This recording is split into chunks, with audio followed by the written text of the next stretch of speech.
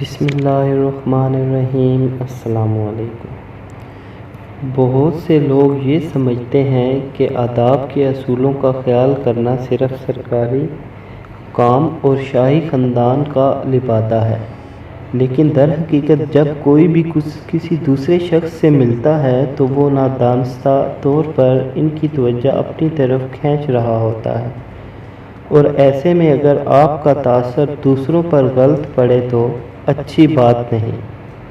ان آداب کا خیال رکھ کر اچھا تاثر قائم کیا جا سکتا ہے۔ کیا آپ ایک اچھے سامع ہیں؟ کسی بھی گفتگو میں صحیح طریقے سے حصہ لینے کے لیے گفتگو کو بغور سننا انتہائی ضروری ہے۔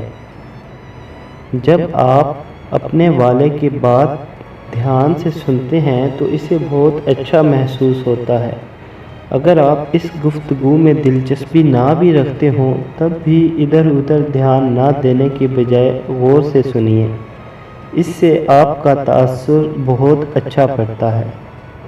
گفتگو میں توازن پیدا کرنا۔ گفتگو میں کچھ موضوع ایسے ہوتے ہیں جو آپ صرف قریبی دوست احباب سے ہی بانٹ سکتے ہیں۔ ہر دوسرے انسان کو یہ بتانا ٹھیک نہیں ہوگا کہ آپ کون سی تکلیف میں مبتلا ہیں یا آپ کی ذاتی زندگی میں کیا چل رہا ہے۔ گفتگو میں بے جا کشادگی سے سامنے والے کو غیر آرام دہ محسوس ہوتی ہے۔ حد سے زیادہ خوشبو کا استعمال۔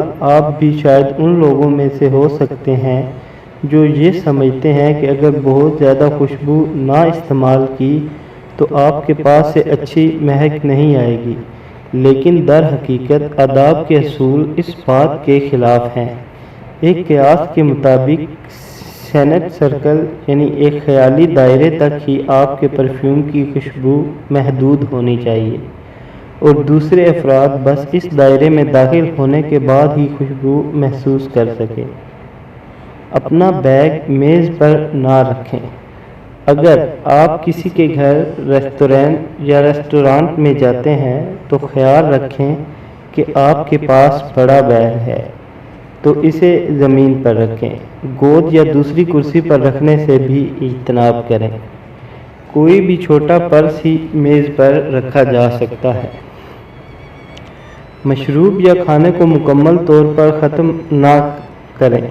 کھانے پینے میں کسی بھی قسم کی آواز کا آنا دوسروں کو تنگ کر سکتا ہے۔ اس سے نہ صرف آپ کا پیٹ پوری طرح بھر جائے گا بلکہ آپ کا تاثر بھی آس پاس بیٹھے افراد پر برا پڑے گا۔ پبلک پلیس پر لوگوں سے ملنے کا طریقہ۔ جب بھی آپ باہر جائیں، کسی جنس مخالف انسان سے ملیں تو بہت اعتدال سے کام لیں، خاص طور پر تب جب وہ کسی اور کے ساتھ موجود ہو۔ اگرچہ آپ اسے بہت اچھی طرح بھی جانتے ہیں تب بھی نہیں، صرف منہ سے یا سر کے اشارے سے سلام کریں، اس طرح کسی کو تکلیف نہیں پہنچے گی۔ رویے میں نرمی یا آداب کے اصولوں کے مطابق گفتگو اور رویے میں نرمی بہت خوش اخلاقی کی بات سمجھی جاتی ہے۔